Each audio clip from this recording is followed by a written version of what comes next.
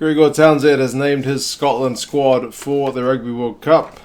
With all the squad namings that have been going on thus far, there are some which you look at and are pretty unsurprising, and yet there's a few bombshells in this one, but we'll go over those in a minute. You guys can let me know your thoughts. So yeah, it's a 31-man squad, 3 scrum halves compared to some of the other teams who are going with just the 2.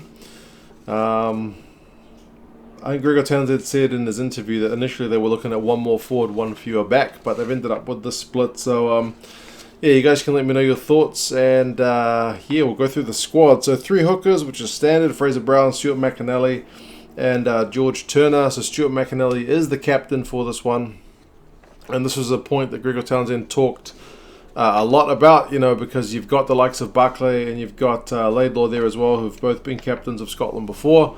And Townsend basically said that the guy leads by example. He's done a great job. He's good at calming others, and that the team basically has leaders within the group for certain aspects of the game, like Johnny Gray at line-out time, Finn Russell on attack, and all this kind of stuff. So he thinks Stuart gets the best out of the rest of the team, so that is why he has been named captain. So that's good kudos for him. So yeah, Brown, McInally, and Turner are the hookers. You'll have to forgive me, I think it's a police helicopter flying above my house. They must be looking for Hugh Jones because he ain't on my board. Simon Bergen, Alan Dell, Xander Fagerson, WP Now, or Via P&L if I'm being authentic, and Gordon Reid, or Gordy Reid, are the props.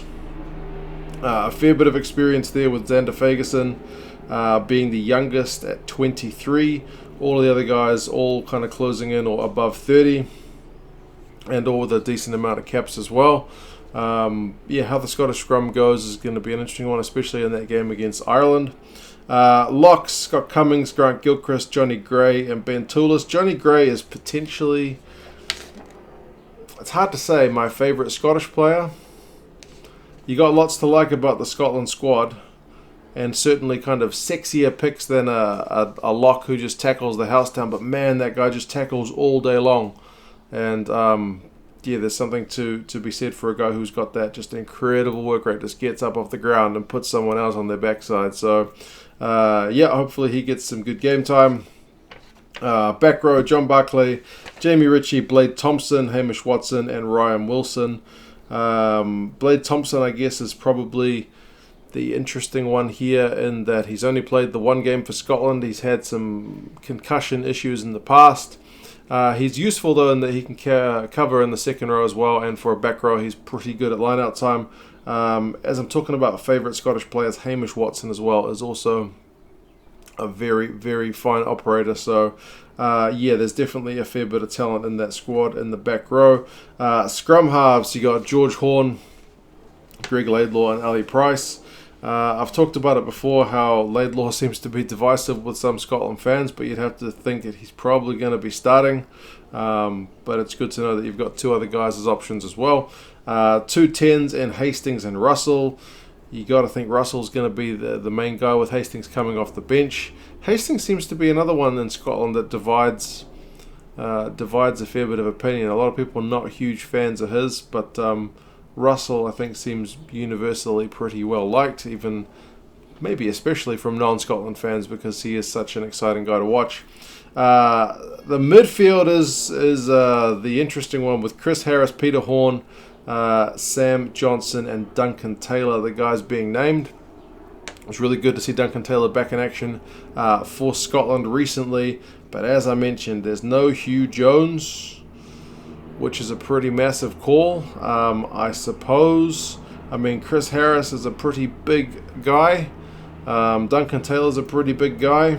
Pete Horn's not that big, but is it maybe size that they're going for? I mean, admittedly, Hugh Jones has probably slipped from some of the standards that we've seen him play with early on, but he's definitely a game-breaking player.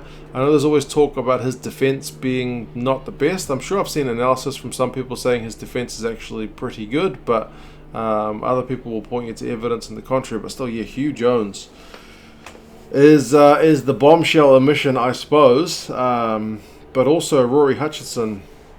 That guy seemed to have come along pretty well, pretty fast for Scotland in recent weeks, but he's not done enough to make the cut. And there was a lot of talk by I think it was Townsend in the lead up saying basically the guy can cover most of the back line, so he's a really good utility player to have. And if there's one thing we've seen from a lot of the other squads, is that often if there's a specialist and there's a utility and they're not maybe the starting guy, it's often the utility that's getting picked over the specialist because of that 31-man limit. You can pick a guy to cover multiple positions, but Hutchinson still hasn't made it. So him and Jones not there. Outside backs, Darcy Graham, Sean Maitland, Tommy Seymour, Stuart Hogg and Blair Kinghorn.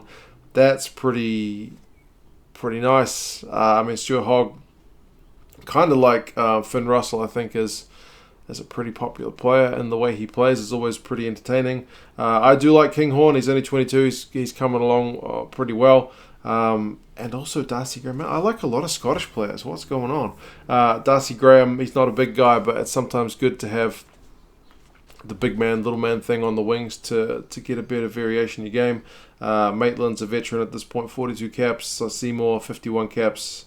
So yeah, a lot of experience there as well. The guys who got cut from the initial, I think it was 42-man squad, the other guys that I haven't mentioned, McGuigan, Josh Strauss, Matt Fagerson, Magnus Bradbury, Tim Swinson, Jamie Batty, and Grant Stewart. So yeah, Gregor Townsend has had to swing the axe in certain places.